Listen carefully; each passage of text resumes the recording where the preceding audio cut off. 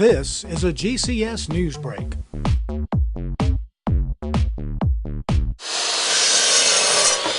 Community Housing Solutions has an event every year in the summer called Rampathon. This is our 10th annual Rampathon, and this year we are building 7 ramps across the county. We are building 7 ramps in 4 days. We got to come out a little bit further on this side. See, you're far enough here. 16-year-old Amaya Ray is digging in and working hard for a good cause. She, along with 3 other GCS students, are helping to build a wheelchair ramp at the home of Giles and Renee Rozier in Pleasant Garden. The students, all from different schools, are part of Peak Adventure Ministries. They're hired for the summer to work at different sites around the county for the betterment of others.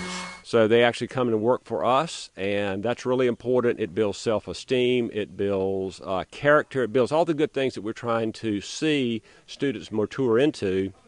We develop that by bringing them into the workplace. The takeaway for the students in a project like this is really big.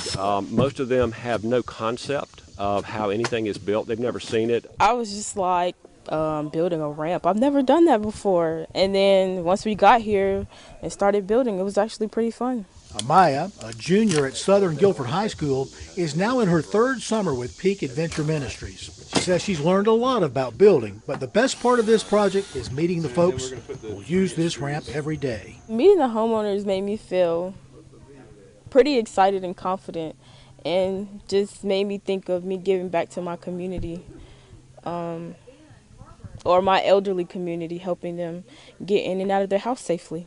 It's going to help tremendously, especially going for doctor's appointments, all the different appointments and everything. It really will be a big help. Well, I'll be able to take her to more places.